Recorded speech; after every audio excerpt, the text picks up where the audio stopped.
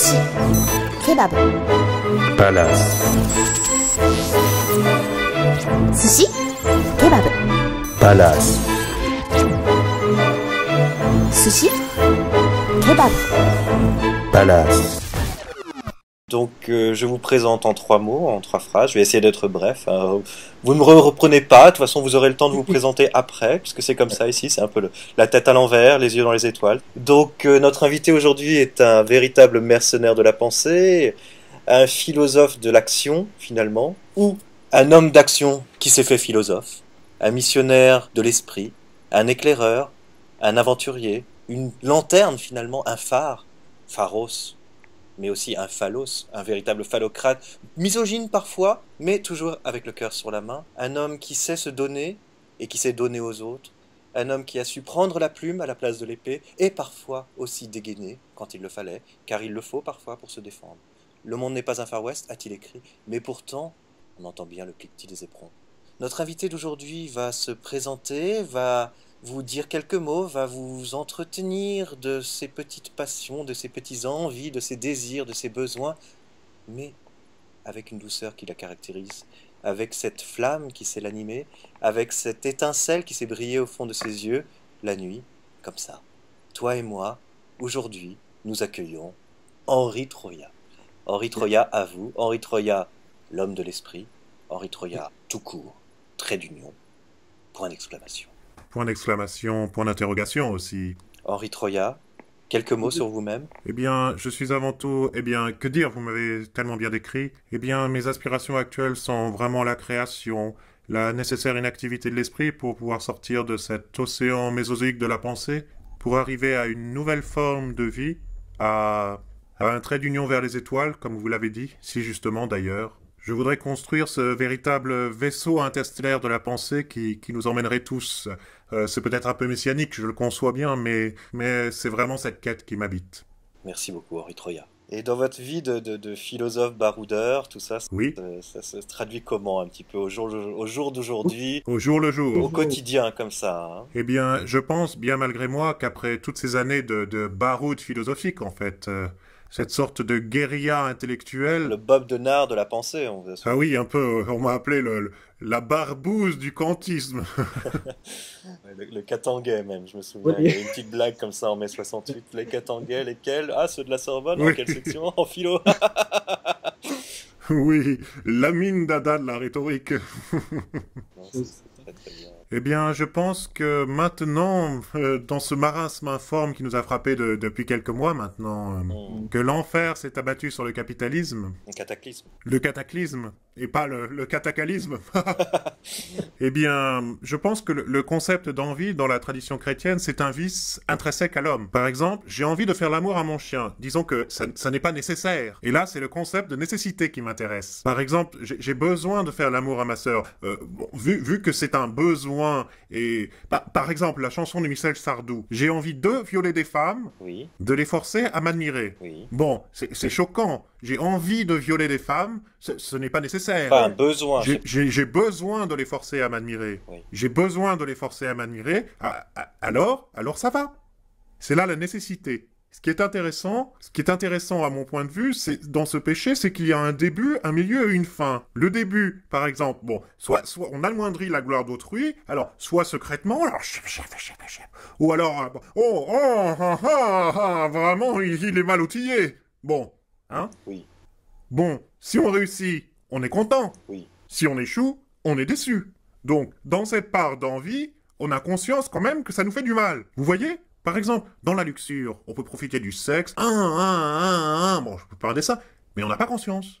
Alors que là, on peut être déçu. Et c'est ce qui nous amène, par exemple, à des problèmes territoriaux, à des questions beaucoup plus politiques. Et vous, dans vos écrits, vous avez d'ailleurs beaucoup travaillé sur cette notion de territorialité et d'envie Oui. intérieure, extérieure, de rapport à l'intériorité et l'extériorisation, Oui, face à un fatalisme finalement, l'altérité du moi. l'altérité du moi. Absolument. Oui, tout à fait. Mais il est vrai que depuis quelque temps maintenant, et surtout grâce à une évolution des mentalités, surtout depuis mai 2007, je pense qu'il y a une réelle ouverture par rapport à cette envie de gagner, cette envie de vaincre, là, Papy, papy, je peux lécher la casserole. Il y a quelque chose dans cette casserole. Dans cette casserole, tous demandaient ce qu'il y avait dans la casserole finalement. Et on en veut plus, toujours plus, jusqu'à lécher cette casserole. Et cette chose-là, on ne peut pas la définir soi-même, en fait. On peut se définir que par rapport à elle-même, finalement. Voilà. Et tout dépend du point de vue de l'observateur. Oui. Voilà. Pour la part plus politique. Bon, et pour ma part, j'ai pris ce fantastique texte de J.J. Goldman, le célèbre philosophe juif. Qu'on me donne l'obscurité, puis la lumière. Qu'on me donne la faim, la soif, puis un festin. Qu'on m'enlève ce qui est vrai et secondaire, que je retrouve le prix de la vie enfin. Qu'on me donne la terre pour que j'aime dormir. Qu'on me donne le froid pour que j'aime la flamme. Pour que j'aime ma terre, qu'on me donne l'exil. Et qu'on m'enferme 1 an pour rêver à des femmes. On m'a trop donné bien avant l'envie. J'ai tout oublié, et puis les merci. Toutes ces choses qui avaient un prix, qui font l'envie de vivre et le désir et le plaisir aussi.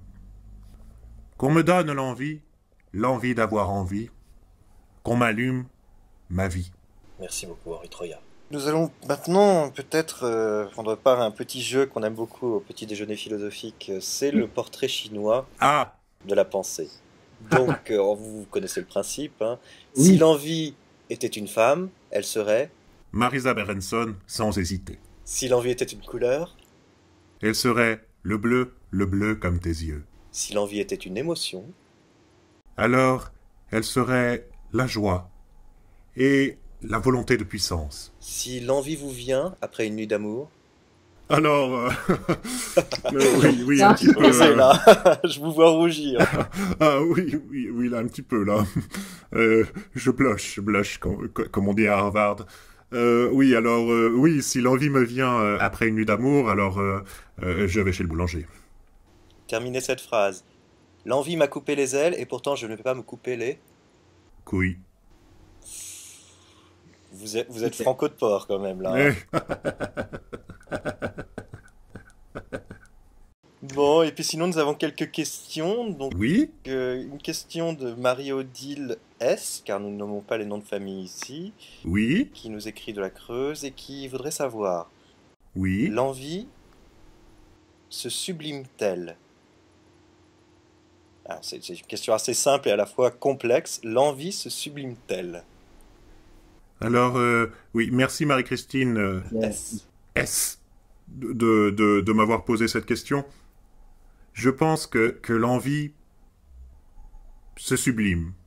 L'envie peut se sublimer à tel point qu'elle devient un besoin. Et elle accède par là à une autre, elle rentre dans notre nature. Oui, voilà. C'est vrai que là, oui. Mais c'est ce qui est intéressant. C'est une réponse ouverte à une question ouverte, finalement. Mais c'est ce qui fait la beauté, justement, de cet ailleurs. Sinon, Frédéric... Oui, Frédéric, région parisienne, Frédéric P. de la région parisienne, qui nous envoie les petites phrases par SMS, qui dit « J'ai envie, et pourtant mes amis rient de moi. Que dois-je faire ?» Alors là, c'est un petit peu plus pratique, finalement. C'est la philosophie au quotidien... Pas évident. Hein. Alors, au joker, vous avez droit au joker. Hein, mais... non, je ne demanderai même pas l'aide du public. Je pense, Frédéric, qu'il faut aller au bout de cette envie. Et savoir si ce n'était qu'une envie, ou si cela peut devenir plus. Et dans la société actuelle, il est important d'aller dans cette envie, puisque d'une certaine façon, l'envie, puisqu'on peut l'utiliser avec un E minuscule ou un E majuscule, et que ces petites finesses, à l'heure du langage SMS, de la majuscule ou de la minuscule, revêtent une importance toute particulière, puisqu'elle donne ce côté unique, ou ce côté négatif, à l'envie, qui est de posséder ce que possède quelqu'un d'autre, ou d'être quelqu'un d'autre, et l'envie en minuscule, qui désigne un générateur de mouvement, une dynamo. On va tendre vers cette envie, donc on va mettre en mouvement beaucoup de choses autour de soi, on va déplacer des sphères, des kinésphères, des métosphères, et même des lithosphères, pour atteindre ce but qui n'est peut-être pas une quête d'absolu, qui est peut-être une quête de frivolité, de subtilité, qui ne remplit qu'une petite part du vide, mais qui posera une petite pierre dans cette quête absolue qui est propre à chacun des êtres humains. C'est une très belle réponse. Je pense que Frédéric est très satisfait de cette réponse, en tout cas j'espère. Pour terminer, je vais procéder à une petite tradition que nous avons ici dans les soupers philosophiques, qui est celle du portrait de l'invité après son interview. Oui? À vous. À vous de vous présenter. Henri Troya. Cette terre lourde des meubles qui colle aux chaussures quand on va la fouler dans ces champs fraîchement labourés. Voilà. Merveilleux. Je reconnais. Merci beaucoup, Henri Troya. Merci à vous. Merci. Sushi. Kebab. Palace. Sushi. Kebab. Palace. Sushi. Kebab. Palace.